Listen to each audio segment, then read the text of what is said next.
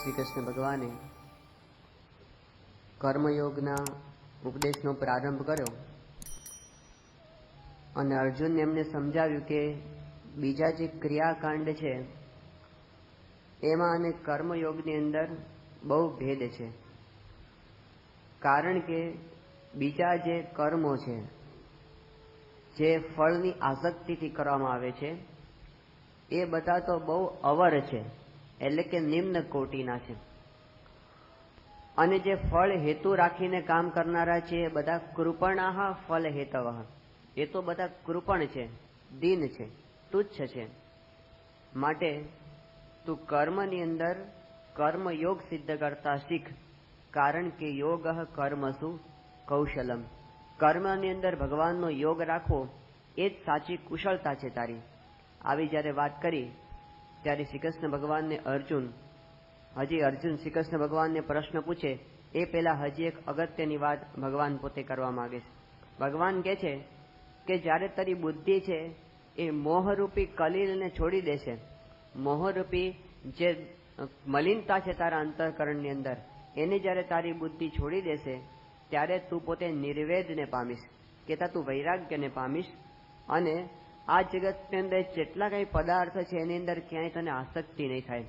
આવી જ્યારે વાત કરી અને પછી શ્રી કૃષ્ણ ભગવાન એનો ઉપાય બતાવે છે કે આવી સ્થિતિ તારે કેવી રીતે થશે, તો એના માટે પ્રેક્ટિકલ ઉપાય ભગવાન બતાવે છે. શ્રુતિ વિપ્રતિપન્ના તે યદા સ્થાસ્યતિ નિશ્ચલા સમાધાવચલા બુદ્ધિ તદા યોગમ અવાપ્સ્યસી. આ બહુ અગત્યનો શ્લોક છે.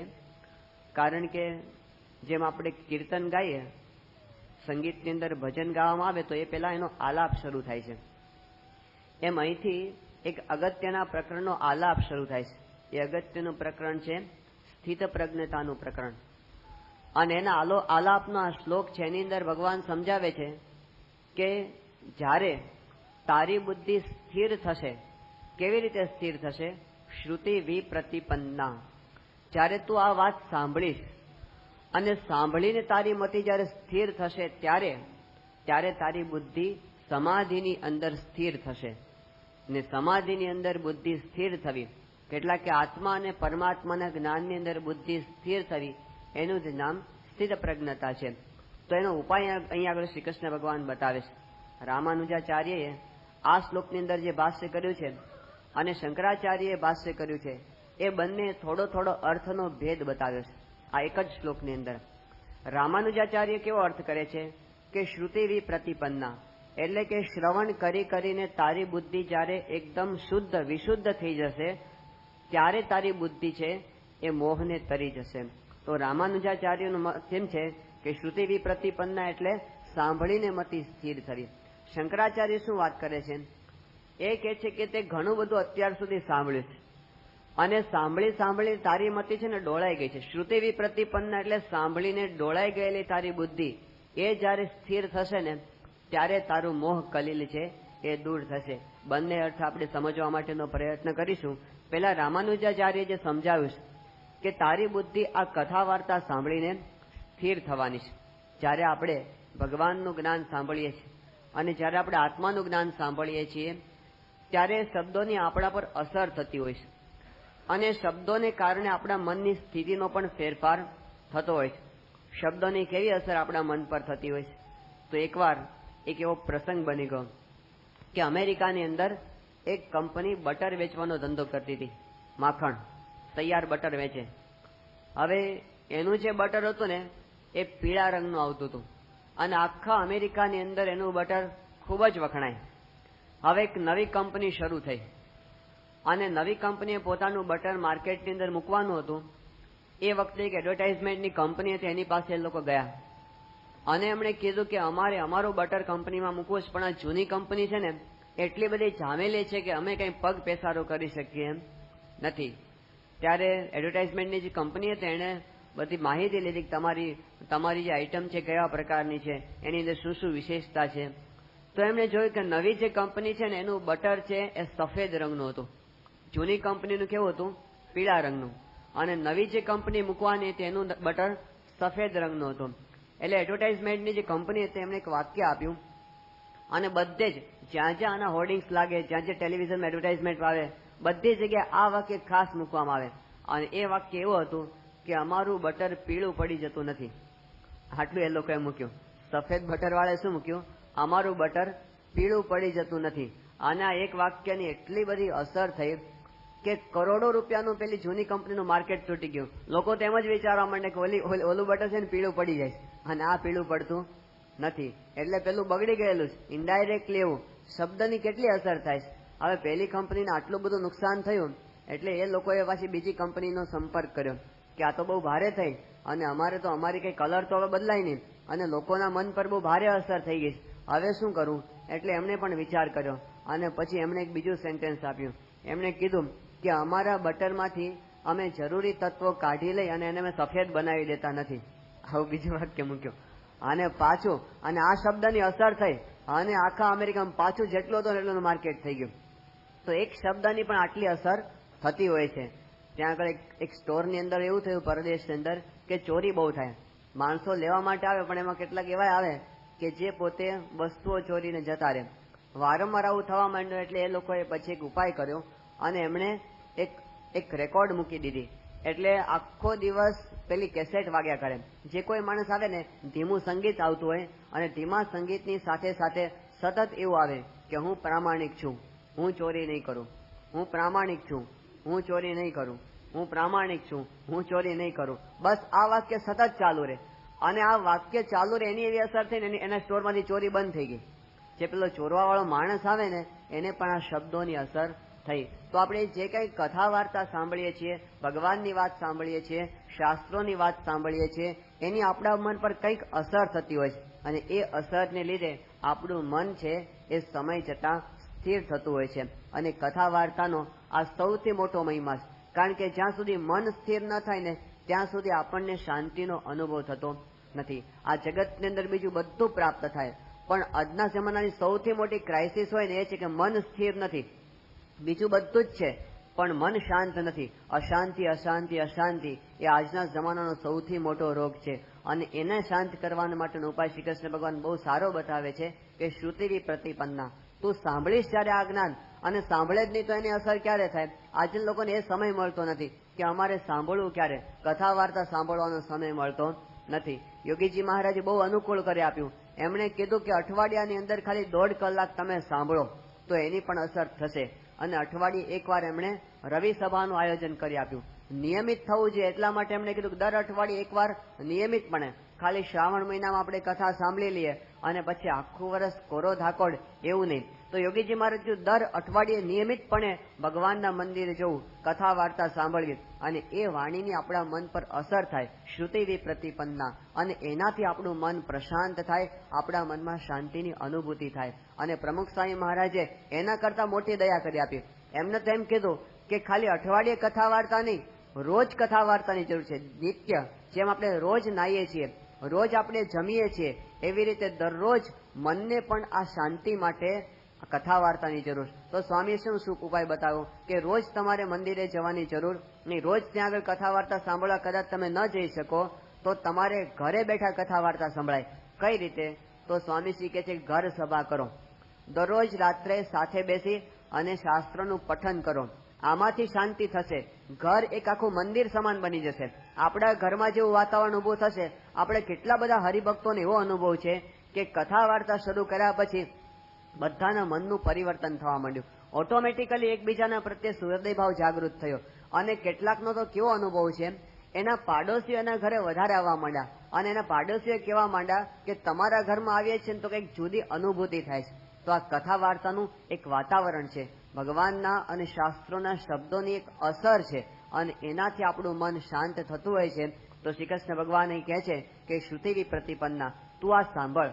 શ્રીજી મહારાજે વચનામૃતની અંદર બહુ સુંદર વાત કરી છે. કાર્યાણીનું 12મું વચનામૃત. મહારાજ કહે છે કે તમે જયારે આ ભગવાનની કથા વાર્તા સાંભળતા હશો એ વખતે તમારું મન જેવું સ્થિર થતું હશે ને એવું મન તમે જયારે માળા કરતા હશો અથવા ધ્યાન કરતા હશો ને ત્યારે પણ આવું તમારું મન સ્થિર થશે નહીં. તો પુરુષોત્તમ નારાયણની જે વાત સાંભળવી એનાથી મન સ્થિર થાય છે એવું બીજા કોઈ સાધનથી વશ થતું નથી. તો અહીં આગળ ભગવાને આપણને ઉપાય બંધાવો શ્રુતિ પ્રતિપન્ના, શાસ્ત્રોની કથા સાંભળવાનો આ મહિમા છે. જ્યારે પરીક્ષિત રાજાને શાપ થયો અને એ વખતે પરીક્ષિતને ખબર પડી કે એક અઠવાડિયાની અંદર મારું મૃત્યુ થવાનું છે, એ વખતે એ પોતે ગંગા નદીને કિનારે ગયા. પોતાના રાજ્યનો એમણે ત્યાગ કરી દીધો અને પોતાના પુત્રને એમણે ગાદી આપી દીધી અને એમણે કીધું હવે તો મારે મરવાનું જ છે, તો પછી મારે એક અઠવાડિયાની અંદર એવું કંઈ કામ કરવું જોઈએ કે જેનાથી મારા અંતરની અંદર શાંતિ થાય અને મારું જીવતર સાર્થક થયું એવી મને અનુભૂતિ થાય.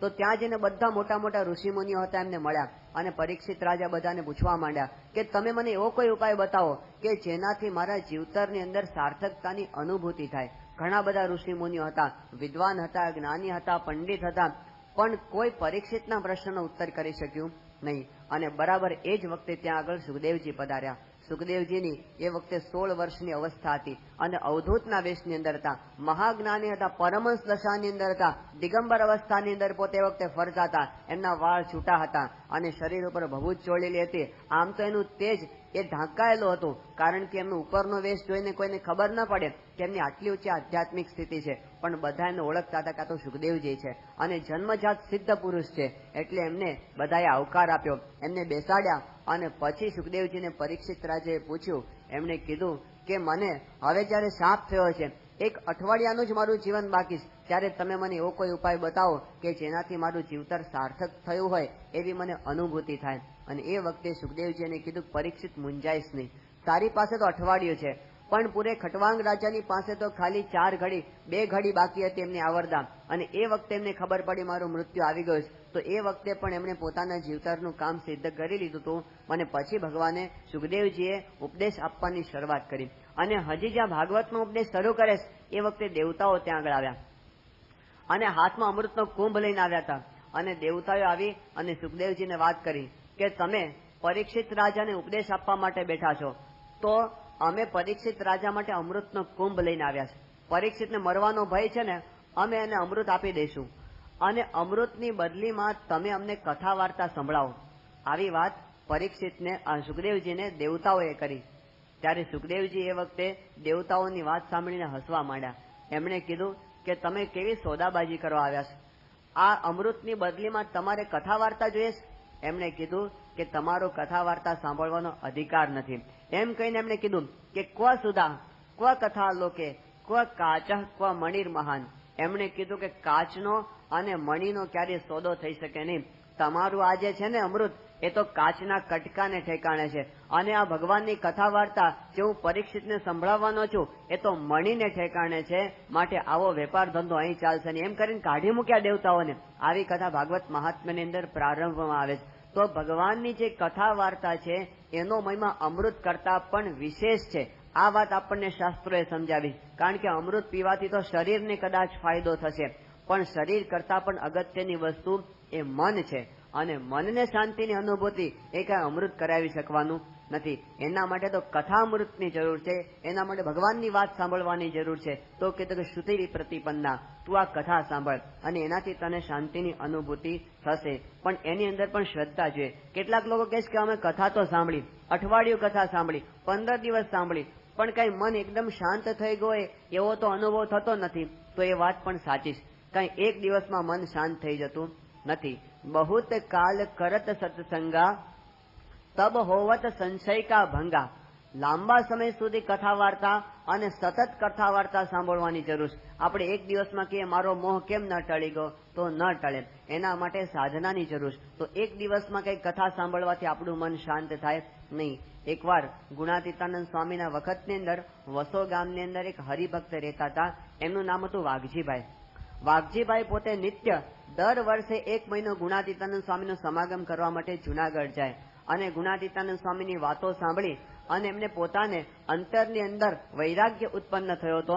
અને જગતમાં પોતે રહેતા હતા, પોતે વ્યવહાર બધો કરતા હતા, પણ એ વ્યવહાર કરતા કરતા એમની સ્થિતિ એવી થઈ હતી ને, એને અખંડ શાંતિ રહેતી, એને કોઈ દિવસ ઉદ્વેગ નહીં, અખંડ ભગવાનના સ્વરૂપની અંદર વૃત્તિ રાખતા. ત્યારે એમના પિતા હતા ને તુલસીભાઈ, એ પણ પોતે મોટા વેપારી હતા. એટલે એમને કાયમ પોતાના દીકરાને જોઈને વિચાર આવે કે મારો દીકરો વાઘજી છે, એ ધંધો કરે છે અને વ્યવસાય કરે છે, બધો વેપાર કરે છે, પણ મને છે ને કાયમ અશાંતિ રહ્યા કરે છે અને મારા દીકરાના અંતરમાં કાયમ શાંતિ રહ્યા કરે છે. તો મારા દીકરાએ એવું તે શું કર્યું કે એને શાંતિ થઈ? એટલે એમણે પોતાના દીકરા વાઘજીભાઈને પૂછ્યું કે વાઘજી, તને કેમ અંતરમાં અખંડ શાંતિ રહ્યા કરે છે? વાઘજીએ કીધું કે બાપુજી, હું છે ને ગુણાતીતાનંદ સ્વામીનો સમાગમ કરવા જઉં છું ને, એનાથી મને શાંતિ રહે છે. એટલે એમને થયું કે ચલો આપણે ગુણાતીતાનંદ સ્વામીનો સમાગમ કરીએ.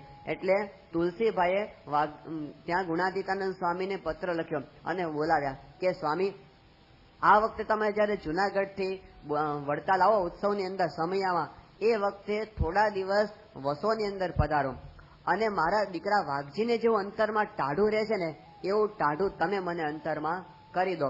તો સ્વામીએ કીધું કે સારું, આ વખતે અમે આવશું. ગુણાતીતાનંદ સ્વામી જયારે વડતાલ સમયાની અંદર આવ્યા અને પછી પાછા જુનાગઢ જતા હતા, એ વખતે વચ્ચે વસો ગામની અંદર પધાર્યા અને સ્વામીએ મંદિરની અંદર ઉતારો કર્યો.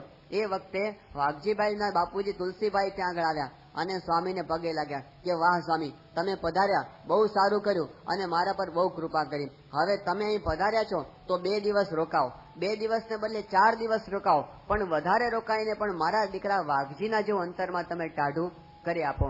ગુણાતીતાનંદ સ્વામી કે સારું, હવે આપણે કથા વાર્તા શરૂ થાય ત્યારે તમે આવજો. તુલસીભાઈ કે હું આવું છું કથા વાર્તા સાંભળવા સ્વામી, પણ હમણાં મારું દુકાનનું એક કામ પતાવી દઉં, તમારે કઈ જરૂર હોય તો કેજો. એમ કરીને પોતે સીધું લાવી દીધું કે રસોઈ કરવા માટે સંતોને સીધું આપીએ. પછી ઓઢવા પાથરવા માટેના પાગરણ એમને લાવી દીધા અને બધી વ્યવસ્થા કરી દીધી કે સ્વામી હમણાં હું આવ્યો એમ કરીને દુકાને જતા રહ્યા. આ બાજુ સ્વામીએ કથા વાર્તા શરૂ કરી. સાંજનો સમય અને હરિભક્તોને છેક સંધ્યા આરતી સુધી સ્વામીએ કથા શરૂ કરી.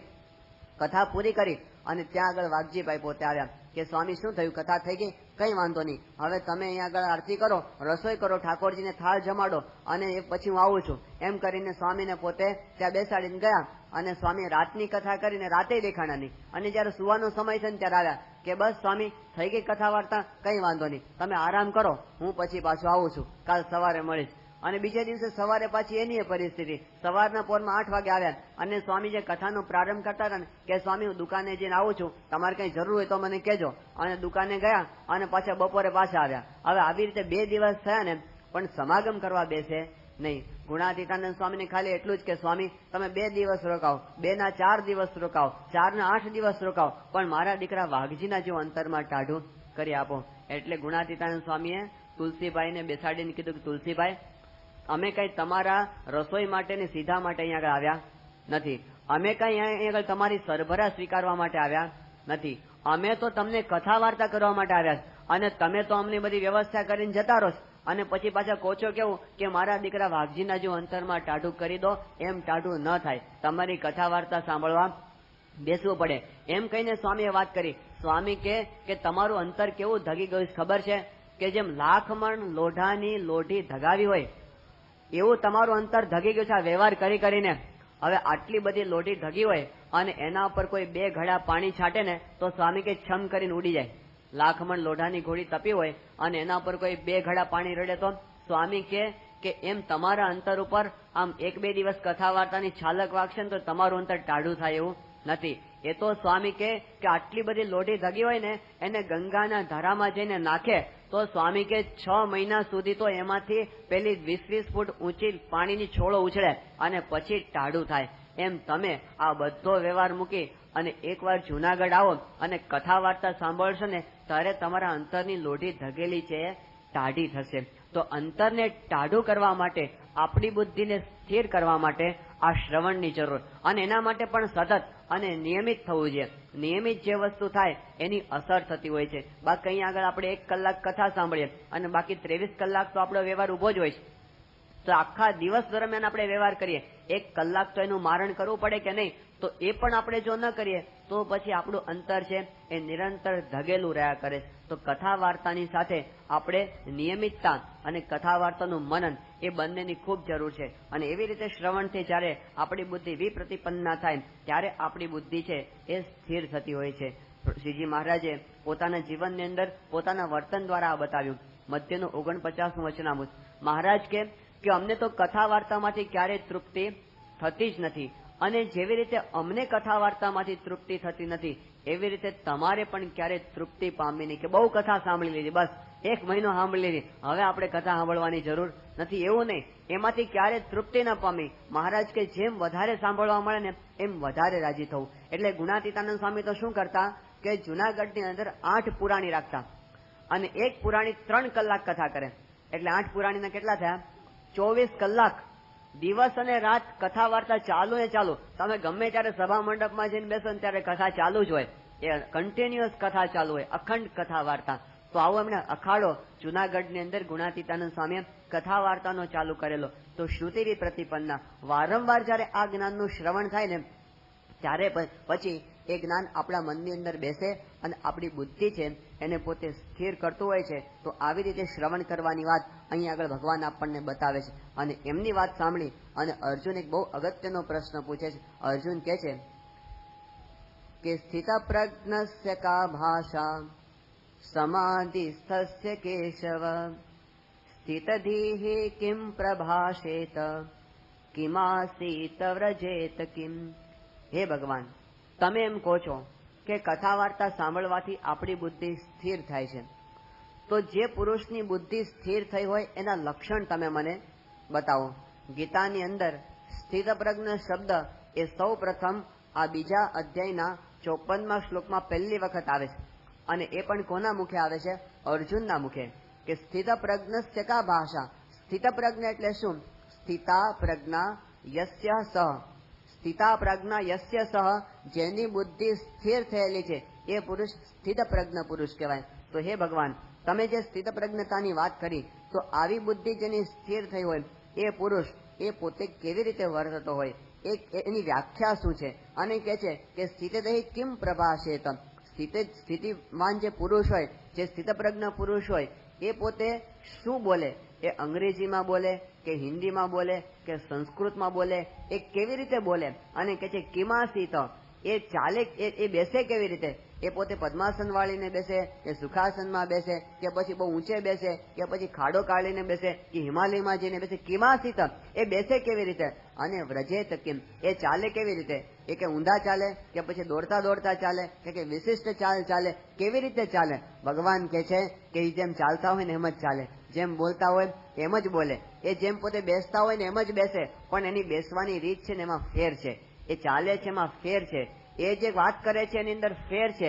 કેવી રીતે ફેર છે એ હવે પછીના શ્લોકની અંદર ભગવાન આપણને સમજાવવાના છે. તો સ્થિત પ્રજ્ઞતાના લક્ષણોનો પ્રારંભ ગીતાના 2 અધ્યાયની અંદર અહીંથી શરૂ થાય છે. અને એ સ્થિત પ્રજ્ઞાના લક્ષણો સમગ્ર વિશ્વની અંદર ગીતાને પ્રસિદ્ધ બનવાની અંદર બહુ જ કારણભૂત છે.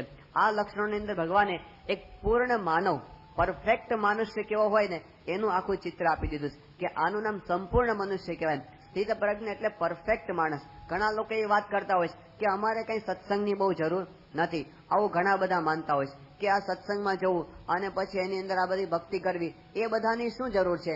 એની શું જરૂર છે અમને સમજાતું નથી. તો એ બધાને સમજાવવાની એ જરૂર છે કે બીજું બધું તો કાંઈ નહીં, પણ તમે તમારા જીવનની અંદર શુદ્ધિનો મહિમા તો સમજો છો કે નહીં? આપણને શુદ્ધિ બધાને ગમે છે, અશુદ્ધિ કોઈને ગમતી નથી. ગામની બહાર ઉકાળો હોય ને તો આપણે જ્યારે જ્યારે પસાર થાય ને ત્યારે આપણને લાગે કે આ રસ્તાની ઉપર શું કામ નાખ્યું છે, એ આપણને કાયમ નડ્યા કરે. અશુદ્ધિ આપણને ગમતી નથી. પણ ધારો કે એ ઉકરડો આપણા ઘરની બાજુમાં જ કોક આવી નાખ્યો હોય તો આપણને કેટલી ચિતરી ચડે કે અહીં ક્યાં નાખ્યો, અને અહીં ગંધ કરે છે, અને અહીં જીવડા થાય છે, અને અહીંથી મચ્છરા બધા ઘરની અંદર આવે છે, એટલે આપણને ગમતું નથી. પણ ધારો કે એ કચરો આપણા ઘરના પ્રાંગણની અંદર કોક નાખી જાય આપણી ઓસરીની અંદર, તો આપણને કેટલી એલર્જી થાય કે કચરો આટલો બધો અંદર અહીં આગળ નાખ્યો, એ આપણને વધારે નડે. પણ એ કચરો ધારો કે કોઈક રસોડાની અંદર નાખી જાય તો વધારે નજીક આવ્યો તો આપણે એકદમ અકળાઈ જઈએ કે કાઢો આને જલ્દી બહાર, આમાં મને મજા આવતી નથી. કચરો આપણને ગમતો નથી. પણ ધારો કે એ કચરો એ આપણા શરીરની ઉપર હોય તો ગંદવાડો ગટરમાં પડી ગયા હોય અને પછી કેમ થાય કે જલ્દી નાહી ધોઈને શુદ્ધ થઈ જાય, આપણને ગમતું નથી. પણ એવો કચરો એ જયારે પેટમાં હોય ત્યારે શું થાય? કબજિયાત કોકને થાય છે, અઠવાડિયા સુધી જો આમ ખુલાસો ન થાય તો માણસ કેવો અકળાય છે, મરેલા જેવો થઈ જાય. ક્યાંય બેચેન, માથું દુખ્યા કરે, અને ક્યાંય અશાંતિ, આળસ આવ્યા કરે, ઊંઘ આવ્યા કરે, કોઈ કામમાં ચિત્ત લાગે નહીં કે તમે જલ્દી લાવો દવા અને મારું પેટ સાફ કરો. આવું બધાને થાય છે. તો આપણા અંદર કચરો આવ્યો તો વધારે આપણને નડે છે. પણ એના કરતા પણ વધારે આપણા હાર્ટની અંદર કચરો હોય તો આટલો જ નાનો બ્લોકેજ હોય નાનો એવો હાર્ટની અંદર, તો શું થાય? એટેક. એ તો પછી ચાલે જ નહીં. હાર્ટની અંદર ઘૂસી ગયો છે કચરો. પેલામાં તો આપણે જીવીએ કદાચ, પણ આ તો વધારે નજીક આવ્યો. હાર્ટની અંદર બ્લોકેજ છે, એ આપણને કેટલો હેરાન કરે છે. પણ એના કરતા પણ આગળ મનની અંદર જે કચરો હોય ને, એ તો બધા કરતા વધારે હેરાન કરે છે. એ મનનો જે કચરો છે, મનનો મેલ છે, એ આપણને આખો દિવસ અશાંત અશાંત અશાંત રાખ્યા કરે છે. સ્થિત પ્રજ્ઞ પુરુષ એટલે શું? તો જેના મનનો તમામ કચરો નીકળી ગયો છે ને, એનું નામ સ્થિત પ્રજ્ઞ. તો એ તો આપણે બધાને જરૂર છે. સ્થિત પ્રજ્ઞની જે ડિગ્રી, શ્રી કૃષ્ણ ભગવાને જે પદવીની વાત કરી છે, આખા વિશ્વના તમામ મનુષ્યને સ્થિત પ્રજ્ઞતા સિદ્ધ કરવાની જરૂર છે ને છે જ. આપણને બધાને કઈ MBBS ની ડિગ્રી લેવાની જરૂર નથી. એન્જિનિયરિંગ લાઈનમાં ગયો હોય એને MBBS ની ડિગ્રી લેવાની શું જરૂર? કઈ જરૂર નથી. અને જે મેડિકલ લાઈનની અંદર ગયો હોય એને BE ની ડિગ્રી લેવાની શું જરૂર? કઈ જરૂર નથી. હવે કેટલીક કોઈ ડિગ્રી નથી લેતા તોય લોકો જીવે છે ને, અને જીવે છે નહીં, મિનિસ્ટરો અને પ્રાઇમ મિનિસ્ટર સુધી પહોંચી જાય વગર ડિગ્રી. હા, આપણા મિનિસ્ટર સાહેબ હોય ને, એ અંગૂઠા છાપ હોય અને એની નીચે 10 IAS કામ કરતા હોય. પેલા અંગૂઠા મારે ત્યારે એને સહી કરતા આવડતી હોય, પણ એના અંગૂઠાને આંગળીના ઈશારા ઉપર 10 IAS નાચતા હોય. હા, પણ એવું છે ને, આપણે ત્યાં દેખાય વગર ડિગ્રીએ પણ જીવન આખું પૂરું થઈ જાય છે. તો બીજી બધી ડિગ્રી કદાચ મળે અથવા ન મળે તો પણ જીવન ન જીવી શકાય એવું કઈ બનતું નથી. પણ આ સ્થિત પ્રજ્ઞતાની ડિગ્રી એવી છે કે એ જ્યાં સુધી વિશ્વની અંદર જે માણસ સિદ્ધ નહીં કરે એને સંપૂર્ણપણે શાંતિનો અનુભવ ક્યારે થવાનો નથી. તો આપણે પણ પરફેક્ટ મનુષ્ય સુધી પહોંચવું છે, પરફેક્ટ ભક્ત સુધી પહોંચવું છે, અને સંપૂર્ણપણે આપણા અંતઃકરણને શુદ્ધ કરવું છે. તો એના માટે જરૂર છે આ સ્થિત પ્રજ્ઞતાને સિદ્ધ કરવાની. તો અર્જુન એટલે પૂછે કે મારે સ્થિત પ્રજ્ઞ તો થવું જ, પણ સ્થિત પ્રજ્ઞ કહેવાય કોને? એની શું ભાષા છે, કે તેની વ્યાખ્યા શું છે, અને પોતે કેમ ચાલે, કેમ બેસે, કેમ ઉઠે, કેમ ખાય, કેમ પીવે, એ તમે મને બતાવો.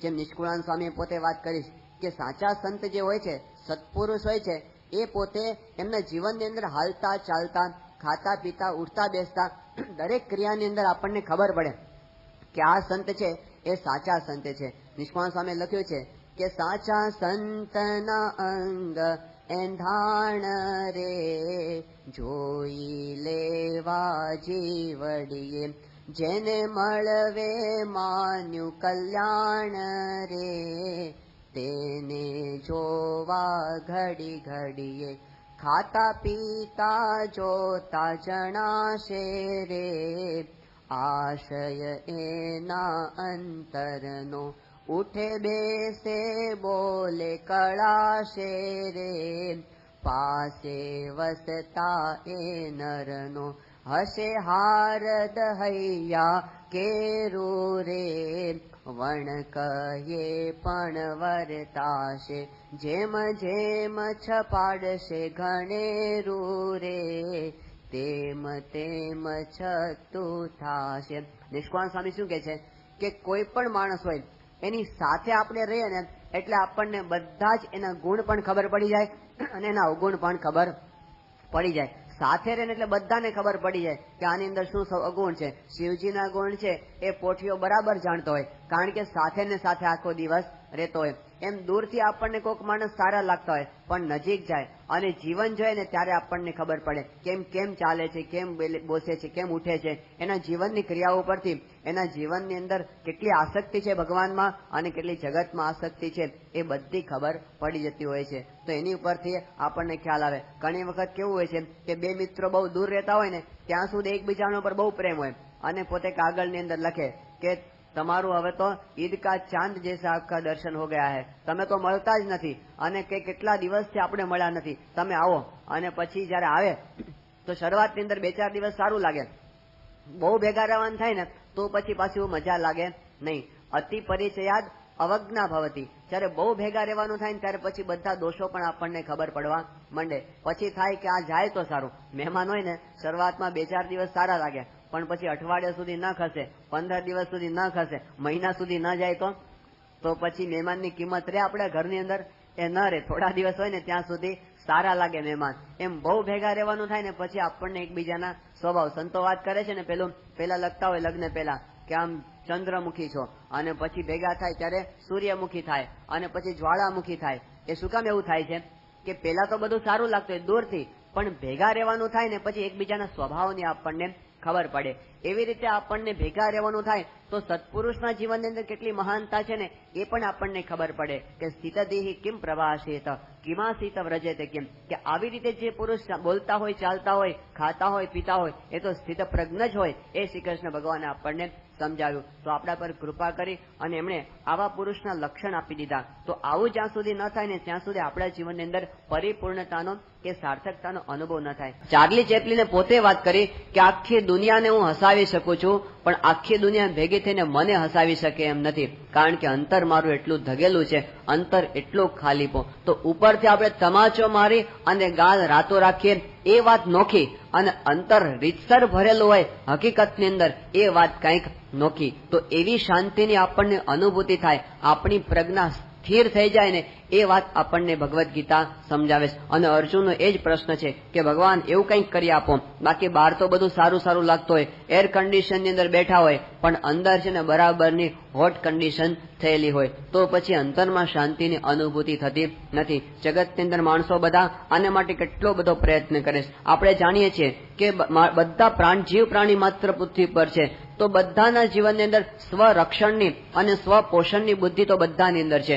જેમ પેલો કૂતરો હોય ને એ પણ પોતાનું ખાવાનું તો શોધી લે છે, એ પણ પોતે કોઈક મારવા માટે આવે તો ત્યાંથી ભાગી જાય છે. તો બધા જીવ પ્રાણી માત્ર અંદર સ્વપોષણ અને સ્વરક્ષણની બુદ્ધિ તો છે, પણ સ્વ વિકાસની બુદ્ધિ છે ને એકલા મનુષ્યની અંદર જ છે. આજથી 1000 વર્ષ પહેલાનો કાગડો જે રીતે રહેતો હતો ને એવી જ રીતે આજનો કાગડો રહે છે. એની અંદર કોઈ પ્રકારનો ફેરફાર નથી. 1000 વર્ષ પહેલાના ચકલીના જે પ્રકારના માળા હતા ને એ જ પ્રકારના માળા આજે પણ છે, એની અંદર કોઈ ફેરફાર થયા નથી. પણ માણસનું જુદું જ. જો માણસના 1000 વર્ષ પહેલાના મકાન હતા એવા આજના મકાન રહ્યા નથી. માણસે સ્વ વિકાસ કર્યો છે. માણસને ખબર પડે છે કે આમ મારે આગળ વધવું છે. કોઈ કાગડા કે પોપટ કે ચકલી એરોપ્લેનની શોધ કરી હોય એવું હજી સુધી આજના ઇતિહાસની અંદર બન્યું નથી. એ લોકોએ કોઈ ટેલિફોન કે ફેક્સ મશીનનું સંશોધન કર્યું હોય એવું આજ સુધી બન્યું નથી. તો એ બધાની અંદર સ્વપોષણને રક્ષણ કરી લે, બસ જીવન નિર્વાહ કરી લે, પણ એનાથી આગળ વધીને પોતાનો વિકાસ કરવો એવી કોઈની અંદર બુદ્ધિ હોતી નથી. પણ માણસની અંદર એ બુદ્ધિ છે, એટલે માણસે વિકાસ કર્યો છે. દરેક ક્ષેત્રની અંદર વિકાસ કર્યો છે. પણ પ્રશ્ન ક્યાં છે કે વિકાસ કરવા છતાં પણ વિકાસ કર્યા પછી જે ફળ મળવું છે ને એ માણસને હજી મળતું નથી. એણે પોતે શાંતિ માટે અને સુખ માટે આ બધા વિકાસો કર્યા, બંગલા કર્યા, ગાડીઓ કરી, પરંતુ પ્રશ્ન ક્યાં આવ્યો કે જે મેળવવો તો એ તો મળ્યું જ નહીં. જેમ આપણા બાપ દાદાઓ હતા એ લોકોના વખતમાં ટેલિફોન કે ફેક્સ મશીન નતા, એ લોકોના વખતની અંદર કઈ આ બધી ઇલેક્ટ્રિસિટી પણ નથી. એ લોકો તો પંખા નહોતા એટલે પોતે ફળિયાની અંદર ખાટલો નાખીને સુઈ જતા હતા. પણ આપણે અત્યારે એવું નથી કહી શકતા કે એમના કરતા આપણા પાસે પદાર્થ વધારે છે, પણ એમના કરતા આપણી પાસે સુખ વધારે છે એવું આપણે કહી શકતા નથી. જેમ મુક્તાનંદ સ્વામી કે બ્રહ્માનંદ સ્વામી કે નિત્યાનંદ સ્વામી કે સ્વરૂપાનંદ સ્વામી આવા બધા શ્રીજી મહારાજના વખતમાં પરમહંસો હતા. એ લોકો પોતે એને માટે રહેવા માટે બંગલા પણ નહોતા. મહારાજે તો એ લોકોને ભટકતા મૂક્યા હતા બધે, કે તમે ગમે ત્યાં પડી રહેજો અને ભિક્ષા માગીને ખાજો. અને 114 કઠણ પ્રકરણોમાંથી મહારાજે એ વખતે પસાર કર્યા હતા. હવે પરમહંસોને એ વખતે કોઈ જાતની ફેસિલિટીઝ હતી નહીં. અને અત્યારે અમને બધાને ઘણી બધી પ્રકારની ફેસિલિટીઝ છે, પણ અમે અત્યારે એમ ન કહી શકીએ કે અમે મુક્તાનંદ સ્વામી કરતા વધારે સુખી થયા છીએ. સગવડ વધારે મળે એના કરતા, પણ એમના કરતા વધારે સુખી થયા એવું આપણે કહી શકતા નથી. એમ આપણા બાપ દાદાઓ કરતા આપણી પાસે સગવડો ઘણી વધી, આપણી પાસે ઘણી બધી પ્રકારના સાધનો વધ્યા, પણ મારા દાદા કરતા હું વધારે સુખી છું એવું આપણે કહી શકતા નથી. તો સગવડો વધતી જાય છે, વિકાસ ઘણો બધો બહાર થતો જાય છે, પણ અંદરનો વિકાસ થતો નથી ને એટલે પ્રશ્નો તો બધા એના એ જ ઉભા રહે છે. અને પછી એમાંથી અશાંતિ, વિષય પાછળની દોડ. સિગમેન્ટ ફ્રોઈડ એવું કહેતો કે આખા જગતની અંદર માણસો દિવસ રાત જે દોડે છે એનું શું છે, એ પોતે કહેતો કે આખા જગતનું કામ છે ને એ આખા જગતનું મોટિવેટિવ ફોર્સ છે, આખા જગતને દોડાવનાર પરિબળ છે. એમણે કીધું કે સેક્સ છે એને લીધે દિવસ રાત લોકો દોડ્યા કરે છે, એને માણસની કામ વાસના. પણ પેલા કાર્લાઇલે જુદી વાત કરી. થોમસ કાર્લાઇલ કહે છે કે આખી દુનિયામાં માણસ દોડે છે એનું કારણ ધન છે, પૈસાને માટે, સંપત્તિ માટે દિવસ રાત મનુષ્ય એ દોડ્યા કરે છે. તો વળી માર્ક ટ્વેઇન એમને જુદી વાત કરી. એમને કીધું કે ના, આ સ્ત્રી માટે કે ધન માટે નહીં, લોકો માન માટે દોડે છે, અહંકાર. આમ વાહ, કોઈક વાહ કરે ને એના માટે માણસ કમર તોડી નાખે. પેલો બળદ હોય ને એને પણ આમ પેલું ચડવાનું હોય પેલો ઢાળ, અને પાછો પડતો હોય ને અને પેલો થાપો મારીને બાપો કરે ને તો ખેંચીને આખું પેલું છે ને એ ચડાવી દે ઉપર, એને પણ અહંકારની જરૂર છે. તો માન માણસ માટે કાળજું તોડી નાખે માન માટે. તો એમણે કીધું કે આખા જગતનું મોટિવેટિવ ફોર્સ છે ને એ માન છે. માર્ક ટ્વેઇન પોતે એવું કહેતો કે I can live a week on compliments, કે એક અઠવાડિયા સુધી તમને ખાવાનું ન આપો ને તો ચાલે. I can live a week on compliments, એક અઠવાડિયા સુધી તમારે મારા વખાણ કર્યા કરવાના. જો વખાણ કર્યા કરો ને તો મારે ખાવાની પણ જરૂર પડે નહીં. આમ કોઈ ઉપવાસ કર્યો હોય અને પછી બરાબર આમ લાગે આલું બહુ ભૂખ લાગી, પણ 8 વાગે આવીને કોઈક કહી જાય કે વાહ તમે ઉપવાસ કરો, શાબાશ બહુ મોટું કામ તમે કર્યું, અને 2 કલાક ખેંચાઈ જાય કે વાહ આપડા વખાણ થઈ ગયા. અને 10 વાગે પછી કોક કે વાહ તમે તો બહુ સારું કામ કર્યું, બીજા 2 જણને વાત કરી કે આમણે ઉપવાસ કર્યો ખબર છે, અને 8-10 જણને ખબર પડી જાય એટલે આપણો ઉપવાસનો કેફ છે એ વધી જાય. અને એમાં સાંજની સભાની અંદર આવ્યા હોય અને સાવ ઢીલા થઈને બેઠા હોય અને સભાની અંદર હાર પહેરામાં કે આ ભાઈ આજે ઉપવાસ કર્યો છે, ઓહો આખો દિવસ પસાર થઈ જાય, પછી જરૂર પડે નહીં. તો માન છે ને એ મોટિવેટિવ ફોર્સ, અંદરથી તાકાત આવે. તો એમણે કીધું કે આખું જગત માન માટે દોડ્યા કરે છે દિવસ રાત. તો કોઈક કહે છે કે સ્ત્રી માટે બધા દોડે છે, કોઈક કહે છે કે પૈસા માટે બધા દોડે છે, કોઈક કહે છે કે માન માટે બધા દોડે છે, પણ આ ત્રણેય માટે આખી દુનિયા છે એ દોડ્યા કરે છે. એમાંથી એમને શાંતિની અનુભૂતિ થતી નથી. અને એમાંથી શું થયું કે માણસે મેળવું આગળ વધતો ગયો, ઘણી બધી સંપત્તિ ભેગી કરી. એવું કહેવાય છે કે અમુક જગ્યા અમેરિકામાં કેલિફોર્નિયા સ્ટેટ છે અને ત્યાં બધે તો માણસો એટલા બધા પૈસાદાર થઈ ગયા, એટલા બધા પૈસાદાર કે માણસની સંપત્તિ વધી પડી. બંગલાઓ સ્વીડનની અંદર કહે છે કે માણસ દીઠ 2 મોટરો થઈ ગઈ, માણસ દીઠ બંગલા થઈ ગયા, અને માણસ દીઠ સ્વિમિંગ પુલ, એટલી બધી સંપત્તિ વધી ગઈ. પછી લોકો કંટાળ્યા, તો હવે ત્યાં કેલિફોર્નિયાના લોકો બંગલા છોડી અને હવે જંગલમાં જઈને ઝૂંપડા બાંધીને રહેશે કે અમને આ બંગલામાંથી મજા ના આવી, ઝૂંપડામાં જઈને રહીએ. ભાઈ એમાં સુખ નથી, જેમ બંગલામાં નથી એમ ઝૂંપડામાં નથી. કારણ કે ઝૂંપડાવાળો બંગલાની આશા રાખીને બેઠો છે કે ઝૂંપડામાં મજા આવતી નથી, એકાદો બંગલો થઈ જાય, બંગલાવાળો પાસે ઝૂંપડાની અંદર જાય, એમાં શાંતિ થતી નથી. ત્યાં સંતો ઇંગ્લેન્ડની અંદર બ્લેક પુલ પર ગયા હતા, તો સારા માણસો, પૈસાદાર માણસો ત્યાં આગળ ફરવા માટે આવે છે અને સારી ગાડીઓ લઈને આવે, રોલ્સ રોયસ લઈને આવે, લિમોઝિન લઈને આવે, અને એ બધી કાર મર્સિડીઝ લઈને આવે. અને પછી ત્યાં આવીને શું કરે કે ગાડી પાર્ક કરી પોતાની અને પછી ગધેડા ઉપર સવારી કરે છે. હા કે આ હવે તો રોલ્સ રોયસમાં ફરીને થાક્યા અને હવે આપણે ગધેડા ઉપર ફરીને જોઈ લઈએ કે એમાં કદાચ મજા આવી જાય. હવે અહીં તો કરે જ છે બધા ગધેડા ઉપર સવારી, તો કઈ કોઈને એ બધા કઈક 2 પૈડા વાળી ગાડીની આશા રાખતા હોય, પણ બધે અશાંતિ. પેલો આમ દોડે ને પેલો આમ દોડે. વિશાલાની અંદર લોકો જાય છે અમદાવાદની અંદર કે હવે સારી અને આમ 5 સ્ટાર હોટલોથી હવે કંટાળ્યા, તો હવે શું કરે છે કે ત્યાં આગળ ખાટલા ઉપર બેસી અને ફાનસના અજવાળે શાક ને રોટલો ખાય છે એ હોટલની અંદર, કે આમાંથી મજા આપણને આવી જાય. પણ બધેથી અશાંતિ. ગામડાની અંદર આપણા બાપ દાદા એ જ ખાતા હતા, ફરીને પાછા ત્યાં જ આવ્યા તો અશાંતિ. પદાર્થો ભેગા કર્યા, પદાર્થમાંથી શાંતિની અનુભૂતિ થઈ નહીં. એ વધતું જ ગયું એમાંથી, અને એમાંથી પછી માણસ ડ્રગ્સ ઉપર ચડી ગયો કે હવે આમાંથી તો શાંતિ વિષયમાંથી નથી મળતી, તો હવે કંઈક વ્યસનમાંથી મેળવવા માટે પ્રયત્ન કરો. તો વ્યસનમાંથી તો વધારે ખુવારી થઈ. થોડીક વાર સુધી સારું લાગે અને લાગે કે આપણે આસમાનની અંદર પહોંચી ગયા, પણ પછી જેવું પેલું નશો ઉતરે ને એટલે આસમાનથી સીધો નરકમાં પડી જાય. પછી તો એની એ હતાશા, એની એ નિરાશા. તો કૃત્રિમ રીતે આનંદ મેળવવા માટે માણસ પ્રયત્ન કરવા માંડ્યો, અને એમાંથી ડ્રગ્સ કલ્ચર આખું આવ્યું, એમાંથી બધા હિપ્પીઝ આવ્યા, અને એમાંથી માણસ એ પોતાના દેશનું, પોતાના કુટુંબનું, પોતાની જાતનું પતન કરવા માટે તૈયાર થઈ ગયો. અને પછી એમાંથી પણ શાંતિ ન મળી ત્યારે છેલ્લે શું માણસ રસ્તો સ્વીકારે કે હવે આપઘાત, હવે મરી જાઓ. આ જગતમાં કાંઈ જીવવા જેવું લાગતું નથી. અહીંથી લોકો અમેરિકા તરફ દોડે છે ને કે ગમે તેમ કરીને અમેરિકાના વિઝા મળી જાય, બસ ગમે તેમ કરીને તો આપણે લાખો રૂપિયા આપવા તૈયાર થઈ જઈએ, ભલે ગેરકાયદેસર આપે. પણ એ અમેરિકાની અંદર દર 16 મિનિટે એક આપઘાત થાય છે. ત્યાં આગળ પણ માણસો દુઃખી છે, અમથા કે શોખના આપઘાત નથી કરતા લોકો, ત્યાં આગળ પણ દુઃખી કે આમાંથી આપણને કદાચ મજા. મેક્સિમ ગોર્કી નામના એક રશિયન ચિંતક હતા, ઘણા બધા વર્ષો પહેલા અમેરિકાની અંદર ગયા હતા. હવે આટલા મોટા માણસ દેશની અંદર આવ્યા એટલે દેશના લોકોએ, ગવર્મેન્ટે બધી વ્યવસ્થા કરી આપી, અને મેક્સિમ ગોર્કીને આખા અમેરિકાના જેટલા કંઈ સારા સ્થાન હતા ત્યાં બધા એમને ફેરવ્યા કે આ અમારું ડિઝનીલેન્ડ છે, ત્યાં જોવા જેવું છે, આ અમારા વોટર પાર્ક છે, અહીંયા આગળ આવું છે. બધી મોજ શોખની વસ્તુ એમને બતાવી. અને જયારે પાછા પડતા હતા મેક્સિમ ગોર્કી, એ વખતે એરપોર્ટ પર અમે ઇન્ટરવ્યુ લેવામાં આવ્યો કે તમે આખું અમેરિકા જોઈને તમને શું લાગ્યું. એ વખતે મેક્સિમ ગોર્કી વાત કરે છે, એ નિસાસો નાખીને વાત કરી કે મને આટલી બધી ખબર નહોતી કે અમેરિકાના માણસો આટલા બધા દુઃખી હશે. કે કેમ દુઃખી તમે કહો છો? એમણે કીધું કે આટલા બધા બહારથી મનોરંજનના સાધનોની જે દેશને જરૂર પડતી હોય એ માણસ અંદરથી કેટલો બધો દુઃખી હશે ને એ મને કલ્પનામાં આવે. તો બહારથી સાધનોની જરૂર શું કામ પડે છે? અંદરથી અશાંતિ, અંદરથી ખાલીપો છે એટલે બહારથી આ બધા સાધનો, અને એમાંથી અશાંતિ એટલે છેલ્લે આપઘાત. અને આપઘાતનું પ્રમાણ વધતું જ ગયું. ફ્રાન્સની ગવર્મેન્ટે પહેલા નિયમ એવો કર્યો હતો કે આપણે કોઈ આપઘાત કરતા પકડાઈ જાય ને તો એને કડકમાં કડક સજા કરવી, એટલે ફરીવાર કોઈ હિંમત ન કરે. પણ પછી એટલા બધા કેસીસ વધવા માંડ્યા કે ગવર્મેન્ટે કાઢી નાખ્યો કે હવે આપઘાત કરવા એ ગુનો ગણાશે નહીં. અધૂરામાં પૂરું સારી બુક્સ બહાર પડવા માંડી ત્યાં આગળ કે હાઉ ટુ સુસાઇડ મેન્યુઅલ, કે તમારું જો મરવું હોય ને તો આવી રીતે મરજો, ઓછી તકલીફ પડશે. તો આપઘાત માટેના મેન્યુઅલ્સ બધા બહાર ત્યાં આગળ પડવા માંડ્યા. ન્યુયોર્કની અંદર મેનહટન વિસ્તાર છે, દુનિયાનો સૌથી વધુ પૈસાદાર વિસ્તાર કહેવાય, પણ ત્યાં આગળ દુનિયાનો સૌથી વધુ આપઘાત થાય છે. એને સુસાઇડ બેલ્ટ કહેવામાં આવે છે. તો માણસો દુઃખી, હતાશ, નિરાશ. વિવેક સાગર સ્વામી ઘણી વખત સમજાવે છે કે માણસો આપઘાત કરે, સમજી લઉં કેટલા માણસો દુઃખી હશે.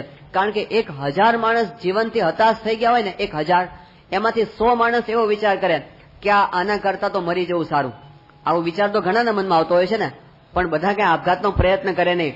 એટલે 100 માણસ આપઘાતનો વિચાર કરે ને એમાંથી 10 માણસ પ્રયત્ન કરે, અને 10 માણસ પ્રયત્ન કરે એમાંથી 1 સફળ થાય. કારણ કે મરવું સહેલું તો નથી. આમ જયારે વિચાર આવે ને કે આ થોડું જીવી નાખીએ, ચલો ખેંચી નાખે લોકો એમને, પણ જે મરી ગયો હશે રીતસર એ તો કેટલો બધો હતાશ થઈ ગયો હશે. તો 1000 માણસો દુઃખી હોય ને ત્યારે 1 માણસ મરવા માટે તૈયાર થાય. જેમ ગાંધીજીને પણ એકવાર તો વિચાર આવી ગયો કે ચલો આપણે મરી જઈએ કિશોર અવસ્થાની અંદર, પણ પછી પોતે આમ ગયા અને પછી બહુ એમને હિંમત હાલી નહીં. પોતે આત્મકથામાં લખ્યું છે કે પછી મારી મરવાની હિંમત ચાલી નહીં. તો આપઘાતનો વિચાર તો કેટલા બધા કરતા હશે. એના પરથી ખબર પડે કે જયારે આટલા બધા માણસો આત્મહત્યા કરે જ છે તો જીવનથી કેટલા બધા દુઃખી થયા હશે. જીવનની અંદર હતાશા, નિરાશા કેટલા બધાના જીવનની અંદર હશે. તો આટલું બધું આપણે મેળવ્યું અને છતાં પણ અંતર એ ખાલી રહેવું. તો આમાંથી મુક્ત કેવી રીતે આપણે થઈ શકીએ? એટલા માટે આપણે સંતોએ વાત કરી કે રાજા ભી દુખિયા, રંક ભી દુખિયા, ધનપતિ દુખિત વિકાર में, વિના વિવેક ભેખ સબ દુખિયા, સંત સુખી સંસાર में. બસ રાજા પણ દુખી, રંક પણ દુખી અને ધનપતિ પણ દુખી. પણ કોણ સુખી છે?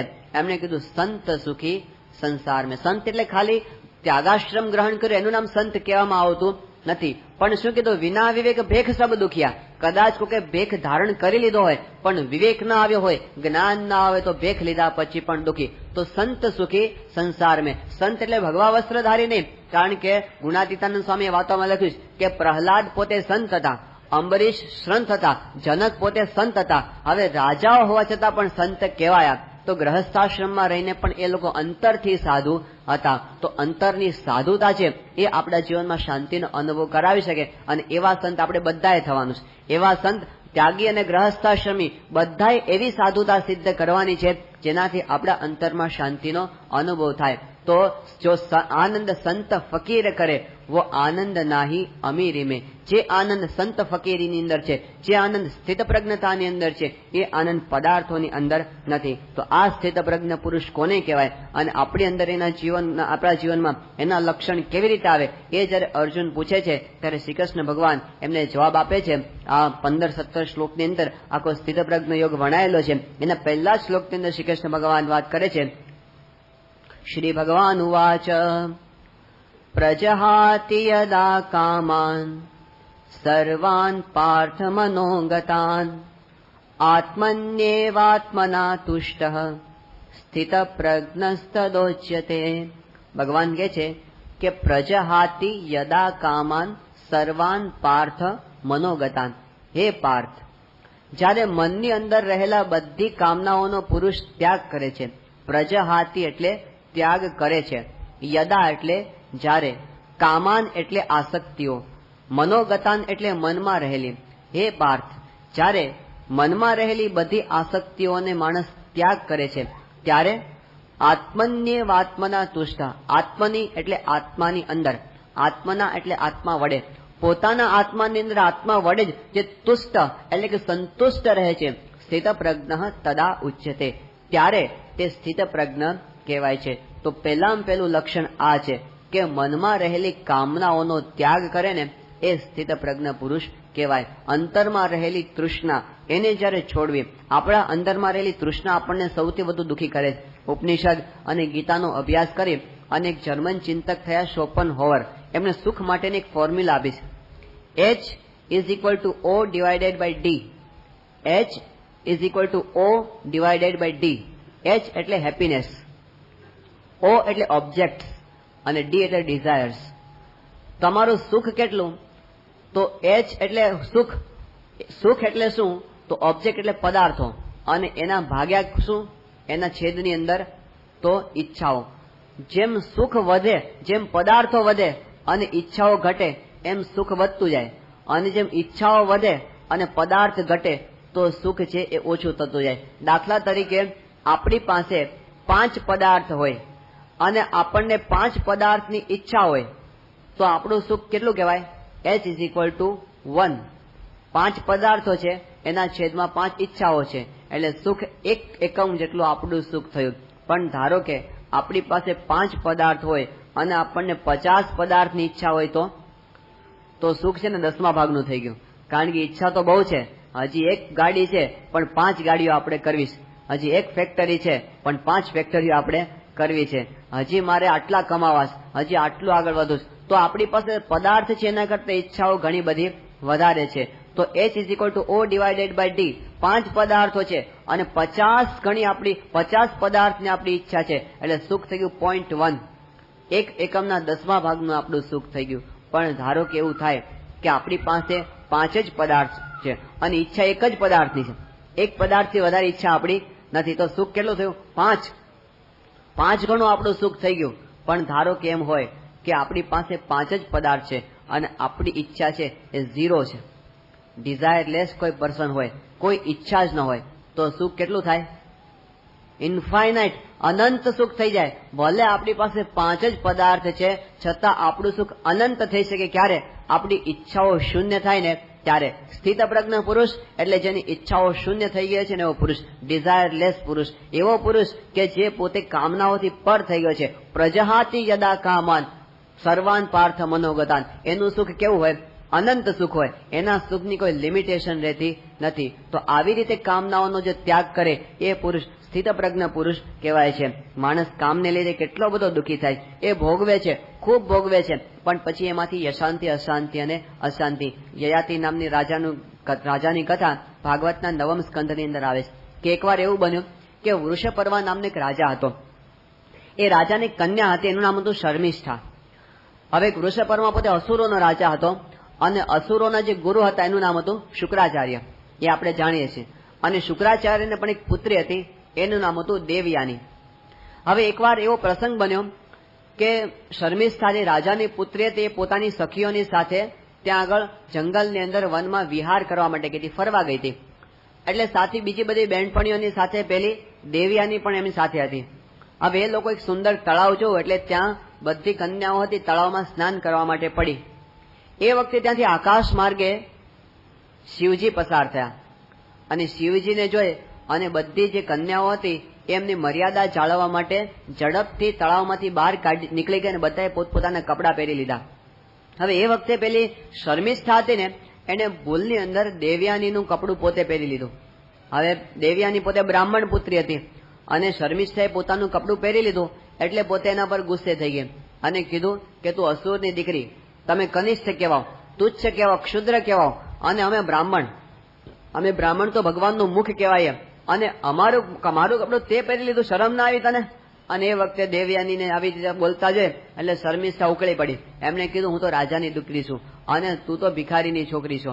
મારો બાપ છે ને એ તારા શુક્રાચાર્યનું પોષણ કરે છે, ત્યારે તારા ઘરમાં રોટલા આવે છે, એટલે બોલીશ નહીં. અને બંને વચ્ચે ઝઘડો થયો અને ઝઘડો આગળ વધ્યો. એટલી બધી તડસી થઈ કે પછી તો પેલી શર્મિષ્ઠાએ દેવયાનીને ઉચકી અને કુવામાં નાખી દીધી અને ઘરે જતી રહી. હવે આ બાજુ પેલી કુવાની અંદર પડી અને ત્યાંથી બૂમો પાડવા માંડી, કોઈક મને કાઢો, કોઈ બચાવો. અને એ વખતે ત્યાંથી યયાતિ રાજા પસાર થયા. યયાતિએ જોયું કે આની અંદર કોઈ સ્ત્રી પડી છે એટલે એમને પોતાનો ખેસ નાખી અને દેવયાનીને બહાર કાઢી અને હાથ પકડીને જેવી બહાર કાઢી તો દેવયાની એ વખતે એમને કીધું કે મારો હાથ પકડ્યો છે ને હવે તમે મને છોડતા નહીં, હવે પકડી રાખજો હાથ. હવે એ વખતે પેલા યયાતિએ કીધું પણ હું તો ક્ષત્રિય છું અને તું તો બ્રાહ્મણ કન્યા છે, એ વખતે આમણે વાત કરી દેવયાનીએ કે મને કચ્છનો શાપ થયો છે કે કોઈ બ્રાહ્મણ કુમાર મારી સાથે વિવાહ કરશે નહીં, માટે તમારી સાથે જ વિવાહ કરીશ. એ હતી કીધું ભલે, અત્યારે તું તારે ઘરે જા. એટલે પોતાને ઘરે આવી. ઘરે આવીને પોતાના પિતાને ફરિયાદ કરી શુક્રાચાર્યને કે આ શર્મિષ્ઠાએ મને ઉચકીને કૂવામાં નાખી દીધી અને આટલું બધું મારું અપમાન કર્યું. એ વખતે એમના પિતા હતા શુક્રાચાર્ય. એમણે એ વખતે કીધું કે તારું આટલું અપમાન, મારી દીકરીનો આવી દશા, આપણે આ રાજ્યમાં રહેવું જ નથી. એટલે પોતે રાજ્ય છોડીને જવા તૈયાર થઈ ગયા. વૃષપર્વા રાજાને ખબર પડી કે આપણા ગુરુ રાજ્ય છોડીને જતા રહેશે. એટલે એમને ચિંતા થઈ, કારણ કે શુક્રાચાર્ય તો અસુર રાજાની રક્ષા કરતા હતા અને એ જો જતા રહે તો અસુરોનું કોઈ બળ રહેવાનું નહોતું. એટલે વૃષપર્વાએ જઈ અને શુક્રાચાર્યના પગ પકડી લીધા કે ગુરુજી તમે અમારા રાજ્યમાં રહી જાઓ, તમે જશો નહીં, તમે કહેશો અમે કરીશું. શુક્રાચાર્ય કેમ કે મારી દીકરીનું અપમાન થયું છે, એ કેમ કરવું પડશે તો હું રાજ્યની અંદર રહીશ. એટલે એ વખતે દેવયાનીને બોલાવી કે બોલ દેવયાની, તારી શું ઈચ્છા છે? પેલા રાજાએ કીધું કે જેમ કહેશે એમ કરવા માટે હું તૈયાર છું. દેવયાની એ વખતે વાત કરી કે મારા લગ્ન થશે અને હું યયાતિ રાજાને ત્યાં જયારે હું પરણીને જઈશ એ વખતે મારી દાસી તરીકે શર્મિષ્ઠા મારી સાથે આવે એવી મારી ઈચ્છા છે.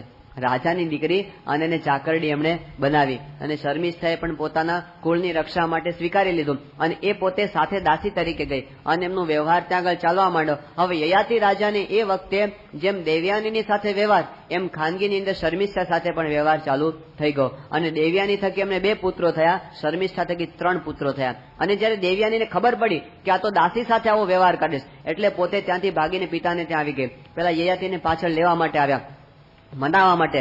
એ વખતે શુક્રાચાર્યને ખબર પડી. શુક્રાચાર્ય ગુસ્સે થઈ ગયા અને યયાતિને એને શાપ આપી દીધો કે જા તું અત્યારે જ વૃદ્ધ થઈ જા, અકાળે તને વૃદ્ધત્વ પ્રાપ્ત થાય આવો તને શાપ આપું. અને ત્યાં ઘરડો થઈ ગયો યયાતિ. અને એમણે શુક્રાચાર્યને પ્રાર્થના કરી કે મારે તો હજી ઘણા બધા વિષય ભોગવવા અને મારે તો હજી યુવાની જોઈએ અને આવી રીતે તમને વૃદ્ધ બનાવી દીધો પણ મને તો વિષય ભોગની અંદર બહુ આસક્તિ છે. એ વખતે શુક્રાચાર્યએ કીધું કે તને છે ને યુવાની ફરીવાર પ્રાપ્ત થશે, પણ ક્યારે? જો કોઈ તને યુવાની ઉછીની આપે ને તો તું યુવાન થાય, બાકી તને યુવાની મળે નહીં. એટલે યયાતિ પોતાને ઘરે આવ્યો અને પોતાના 5 પુત્રોને ભેગા કર્યા અને કીધું કે તમારા પિતાને કોઈક તમે યુવાની ઉછીની આપો તો હું યુવાન થાવ. અને 5 પુત્રોમાંથી મોટા 4 તો ના પાડતી હતી, પણ સૌથી નાનો હતો ને પુરુ નામનો દીકરો હતો, એ પોતે પિતૃભક્ત હતો. એટલે એમણે કીધું કે પિતાજી ભલે હું તમને મારી યુવાની આપું. એટલે એમની યુવાની એમને લીધી. યયાતિ રાજા ફરીથી યુવાન થયો અને પુરુ છે ઘરડો થઈ ગયો, એ બાળપણમાં જ ઘરડો થઈ ગયો અને યયાતિ યુવાન થયો. ત્યાર પછી કહેવાય છે ભાગવત હજારો વર્ષો સુધી એમને વિષય ભોગવ્યા, ખૂબ ભોગવ્યા. અને ત્યાર પછી છેલ્લે યયાતિ નિરાશ થયો. એમને થયું કે આટલું બધું મેં ભોગવ્યું છતાં પણ હજી મને તૃપ્તિ તો થતી નથી, હજી મને શાંતિ થતી નથી. એટલે છેલ્લે એમને વાત કરી કે ન જાતું કામ કામાનમ ઉપભોગે ન શામ્યતિ.